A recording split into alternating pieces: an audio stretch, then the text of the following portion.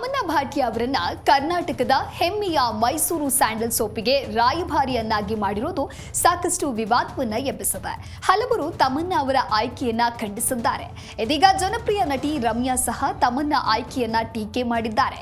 ಇನ್ಸ್ಟಾಗ್ರಾಂನಲ್ಲಿ ಈ ಬಗ್ಗೆ ಸ್ಟೋರಿ ಹಂಚಿಕೊಂಡಿರುವ ನಟಿ ರಮ್ಯಾ, ಇಂದಿನ ಆಧುನಿಕ ಯುಗದಲ್ಲಿ ಮಾಹಿತಿಯೊಂದನ್ನ ಜನರಿಗೆ ತಲುಪಿಸಲು ಹಲವು ವಿವಿಧ ಕ್ರಿಯಾಶೀಲ ದಾರಿಗಳಿವೆ. ಪ್ರಾಡಕ್ಟ್ ಒಂದನ್ನ ಜನರಿಗೆ ತಲುಪಿಸಲು ಅದಕ್ಕೆ ಸೆಲೆಬ್ರಿಟಿಯೊಬ್ಬರನ್ನ ಆಯ್ಕೆ ಮಾಡಿ ಅವರ ಮೂಲಕವೇ ಪ್ರಚಾರ ಮಾಡಬೇಕು ಅನ್ನೋದು ಬಹಳ ಹಳೆಯ ಮಾದರಿಯ ಯೋಜನೆ. ಮಾತ್ರವಲ್ಲದೆ ಇದು ತೆರಿಗೆದಾರರ ಹಣವನ್ನ ಪೋಲು ಮಾಡಿದಂತೆ ಎಂದಿದ್ದಾರೆ ನಟಿ ರಮ್ಯಾ. ಜನ ಇಂದು ಯಾರೋ ಸೆಲೆಬ್ರಿಟಿ ಪ್ರಚಾರ ಮಾಡಿದ್ದಾರೆ ಎನ್ನುವ ಕಾರಣಕ್ಕೆ ಸೋಪನ್ನ ಖರೀದಿಸೋದಿಲ್ಲ. ಅವರಿಗೆ ಚೆನ್ನಾಗಿ ಗೊತ್ತಿದೆ, ಆ ಸೋಪು ಬಳಸಿದ್ರೆ ಪ್ರಚಾರ ಮಾಡಿದ ಸೆಲೆಬ್ರಿಟಿ ರೀತಿ ನಾನು ಆಗೋದಿಲ್ಲ ಎಂದು. ಪ್ರಾಡಕ್ಟ್ ಚೆನ್ನಾಗಿದ್ರೆ ಬಳಕೆದಾರರು ನಂಬಿಕಸ್ಥ ಗ್ರಾಹಕರಾಗ್ತಾರೆ. ಇನ್ನು ಮೈಸೂರು ಸ್ಯಾಂಡಲ್ ಅನ್ನೋದು ಒಂದೊಳ್ಳೆಯ ಪ್ರಾಡಕ್ಟ್ ಮಾತ್ರವೇ ಅಲ್ಲ, ಇತಿಹಾಸವನ್ನ ಹೊಂದಿರುವಂತಹ ಪ್ರಾಡಕ್ಟ್ ಆಗಿದೆ. ಹಾಗಾಗಿ ಅದಕ್ಕೆ ಲಾಯಲ್ ಗ್ರಾಹಕರು ಇದ್ದಾರೆ ಎಂದಿದ್ದಾರೆ ನಟಿ ರಮ್ಯಾ.